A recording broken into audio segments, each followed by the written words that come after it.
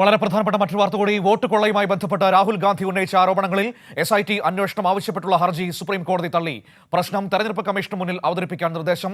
അബ്ദുൾ റഷീദ് ദില്ലിയിൽ നിന്ന് വാർത്തയുടെ വിവരങ്ങളുമായി ചേരുകയാണ്. അബ്ദുൾ റഷീദ്, ഈ വോട്ട് കൊള്ള അതുമായി ബന്ധപ്പെട്ട് വന്ന വിവരങ്ങളൊക്കെ നമ്മുടെ മുൻപിലുണ്ട്.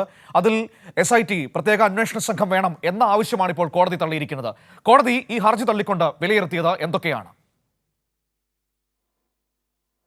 മനു സൂചിപ്പിച്ചതുപോലെ തന്നെ 2024 നടന്നിട്ടുള്ള ലോക്സഭാ തെരഞ്ഞെടുപ്പിൽ ബംഗളൂരുവിലെ സെൻട്രൽ ബംഗളൂരു മണ്ഡലത്തിലുണ്ടായിട്ടുള്ള വോട്ട് കൊള്ളയുമായി ബന്ധപ്പെട്ടുള്ള ആരോപണങ്ങളാണ് രാഹുൽ ഗാന്ധി കഴിഞ്ഞ ഓഗസ്റ്റ് 7-ാം തീയതി രാജ്യത്തോട് വിളിച്ചു പറഞ്ഞത്. ഇതിൽ കൃത്യമായിട്ടുള്ളൊരു അന്വേഷണം ആവശ്യപ്പെട്ടുകൊണ്ട് അഭിഭാഷകനായിട്ടുള്ള രോഹിത് മാണ്ഡെയാണ് സുപ്രീം കോടതിയിൽ ഹർജി സമർപ്പിച്ചത്. ഈ ഹർജി പരിഗണിക്കാൻ ആവില്ല എന്നുള്ള കാര്യമായിരുന്നു സുപ്രീം കോടതി ഇന്ന് വ്യക്തമാക്കുകയും ചെയ്തിട്ടുള്ളത്. ഈ ഹർജി ഫയൽ ചെയ്ത സമയത്ത് തന്നെ ജസ്റ്റിസുമാരായിട്ടുള്ള സൂര്യകാന്ത്, ജോയ് മല്യ ബാഗ്ജി എന്നിവരടങ്ങിയിട്ടുള്ള ബെഞ്ച് ഈ ഹർജിയിൽ ഇടപെടാനില്ലെന്നും ഇതുമായി ബന്ധപ്പെട്ടുള്ള മുഴുവൻ പരാതികളും കേന്ദ്ര തെരഞ്ഞെടുപ്പ് കമ്മീഷന് മുമ്പാകെ സമർപ്പിക്കണമെന്നുള്ള ഒരു നിർദ്ദേശം കൂടി മുന്നോട്ട് വെക്കുകയും ചെയ്തു. അതേസമയം ഈ അഭിഭാഷകൻ നേരത്തെ തന്നെ ഇതുമായി ബന്ധപ്പെട്ടുള്ള നിരവധി കേസുകൾ തെരഞ്ഞെടുപ്പ് കമ്മീഷന് മുമ്പാകെ എത്തുകയും ചെയ്തിട്ടുണ്ട്. എന്നാൽ ഏതെങ്കിലും തരത്തിലുള്ള ഒരു വിശദീകരണം തെരഞ്ഞെടുപ്പ് കമ്മീഷനോ അല്ലെങ്കിൽ അതുമായി ബന്ധപ്പെട്ട കേന്ദ്ര സർക്കാരോ വ്യക്തത വരുത്തിയിട്ടില്ല എന്ന ഈ വാദത്തിനിടെ അദ്ദേഹം ഉയർത്തുകയും ചെയ്തിരുന്നു. പക്ഷേ ഒരേ ഒരു അർത്ഥത്തിൽ ഇത് പരിഗണിക്കാനാകില്ല എന്നുള്ള നിലപാട് സുപ്രീം കോടതി സ്വീകരിക്കുകയായിരുന്നു. എന്തായാലും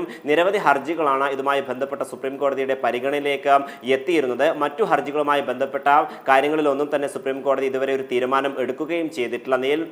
നിലവിൽ ഈ SIT പ്രത്യേക അന്വേഷണ സംഘത്തെ രൂപീകരിച്ചുകൊണ്ട് അന്വേഷണം നടത്തണമെന്ന് നിരവധി പ്രതിപക്ഷ പാർട്ടികൾ ഇതിനോടകം തന്നെ ആവശ്യപ്പെടുകയും ചെയ്തിട്ടുണ്ട്. അതിലൊന്നും തന്നെ തെരഞ്ഞെടുപ്പ് കമ്മീഷനും ഒരു തീരുമാനം പറയാത്ത സാഹചര്യം തന്നെയാണ് ഉള്ളത്. എന്തായാലും ഇതിൽ ഏറെ നിർണായക വ്യക്തമാണ്. പ്രത്യേക അന്വേഷണ സംഘം അന്വേഷിക്കണമെന്ന ആവശ്യമാണ് ഇപ്പോൾ സുപ്രീം കോടതി തള്ളിയിരിക്കുന്നത്. വിവരങ്ങളാണ് റഷീദ് നൽകിയത്.